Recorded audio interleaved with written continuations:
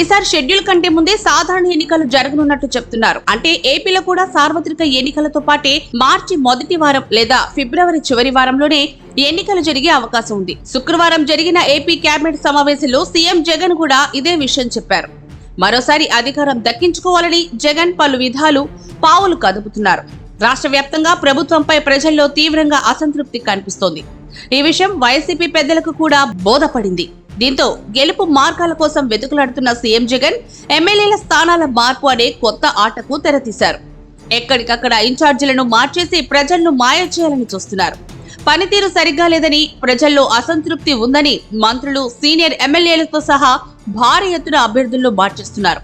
ఇప్పటికే 11 మందిని మార్చేసిన జగన్ మరో 45 మందితో ఇలా మార్చేయనున్న వారి రెండో జాబితాను సిద్ధం చేసినట్టు చెప్తున్నారు.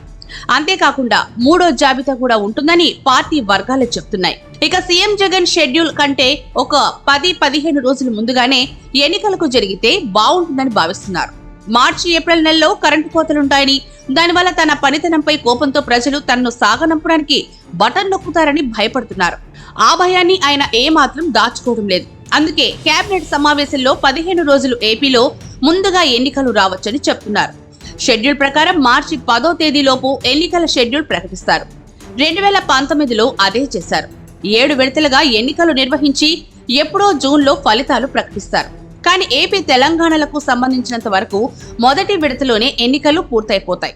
అంటే షెడ్యూల్ ప్రకటించిన 2-3 వారాల్లో నోటిఫికేషన్, ఆ తర్వాత నెల రోజుల్లో పోలింగ్ ప్రక్రియ పూర్తయిపోయింది.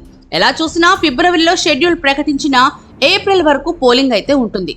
కానీ అంతకంటే ముందే పోలింగ్ జరగాలని జగన్ రెడ్డి కోరుకుంటున్నారు. అందుకే ముందుగానే 10th ఇంటర్ పరీక్షల షెడ్యూల్ ప్రకటించారు. అంతకన్నా ముందుగానే ఎన్నికలు పెట్టాలన్నట్లుగా వైసీపీ నేతలు ఎన్నికల సంఘానికి వినతి పత్రం ఇచ్చినా ఆశ్చర్యపోవాల్సిన పని లేదు. ఇప్పటికే ఇచ్చి ఉంటారని కూడా భావిస్తున్నారు. జగన్ రెడ్డికి అంత కంగారుంటే తెలంగాణ ఎన్నికలతో వెళ్లిపోయినా బాగుండేదని వైసీపీలోనే సెటైర్లు వినిపిస్తున్నాయి.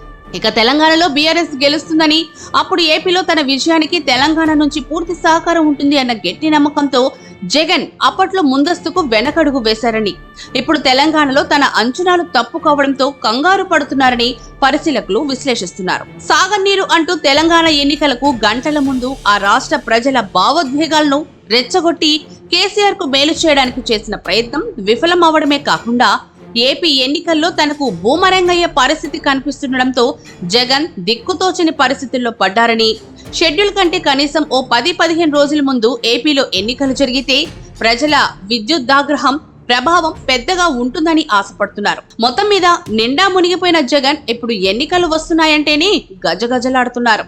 ఇక ఎమ్మెల్యేలను మార్చేస్తే గట్టెక్కేస్తానని ఆశపడుతున్న జగన్ కు అది కూడా కొడిగట్టే పరిస్థితులే కనిపిస్తున్నాయి. ఎందుకంటే నిజంగా ప్రజా వ్యతిరేకత కొలమానంగా సిట్టింగులను మార్చాలని జగన్ భావిస్తుంటే ముందుగా జగన్ తన స్థానాన్ని ఎక్కడకు మార్చుకోవాలో నిర్ణయించుకోవాలంటూ పరిశీలకులు విశ్లేషిస్తున్నారు. వైసీపీ వర్గాలు కూడా అదే అంటున్నాయి.